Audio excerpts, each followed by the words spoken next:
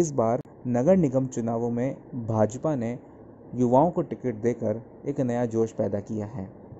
कोटा, जोधपुर और जयपुर नगर निगम में हो रहे चुनाव में कुछ अलग ही तस्वीर देखने को मिल रही है।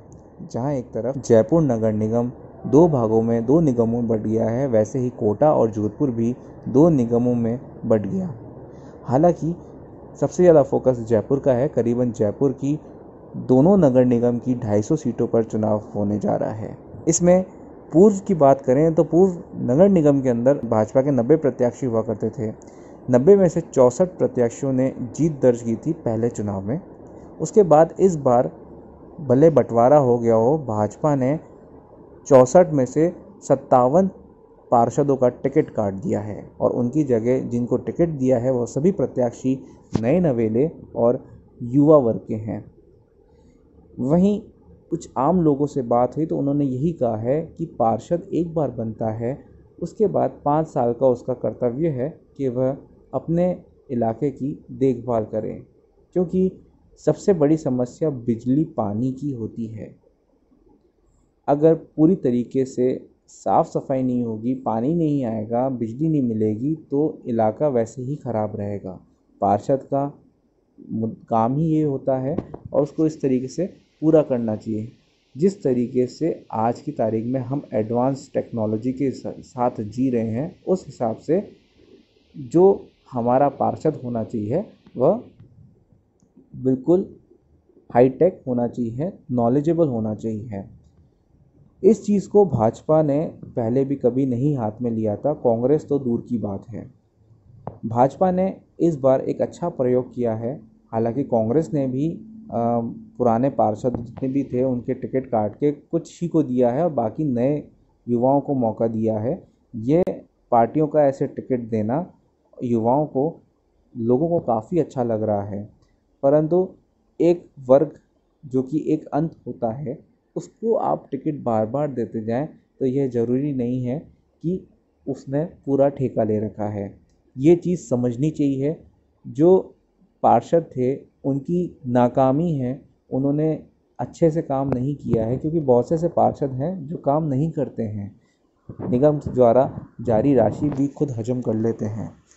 ऐसे में सबसे बड़ी बात यह है कि राजस्थान के अंदर जिस तरह से निगम चुनावों के अंदर पार्षदों के नए प्रत्याशियों को जो लिस्ट तैयार की है, नए को टिकट दिया है, उस लिहाजे से देखा जाए तो इस बार का चुनाव काफ़ी एडवांस होगा। कोरोना काल के दौरान ये चुनाव होने हैं, किस तरीके से होना है ये एक बहुत बड़ी बात है। प्रशासन भी मुस्तैद है किस तरीके से इसको कराना है चुनाव को, हर चीज़ को लेकर।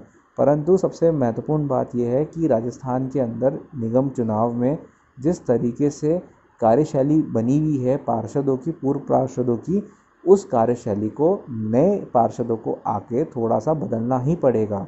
क्योंकि आज की तारीख में हर आम नागरिक की परेशानी कॉलोनी के अंदर जानवरों को लेके होती है। आवारा जानवर आ जाते हैं, उनको लेके है। पानी को लेकर रहती है, पानी की सप्लाई टाइम पे नहीं होती है, जिसको लेकर पार्षद को कहा जाता है। रोड लाइट्स होती है जो कि महत्वपूर्ण होती है, और सबसे महत्वपूर्ण साफ़ सफाई। आज की तारीख में हर आम नागरिक, आम जनता से अगर हम बात करेंगे तो वह यही कहता है कि साफ़ सफाई की व्यवस्था ढंग से होनी चाहिए। इसलिए पार्षद की भूमिका रहती है इसके अंदर कि वो अपने इलाके की साफ़ सफाई तरीके से करवाए, ताकि आम जन को कोई परेशानी ना हो।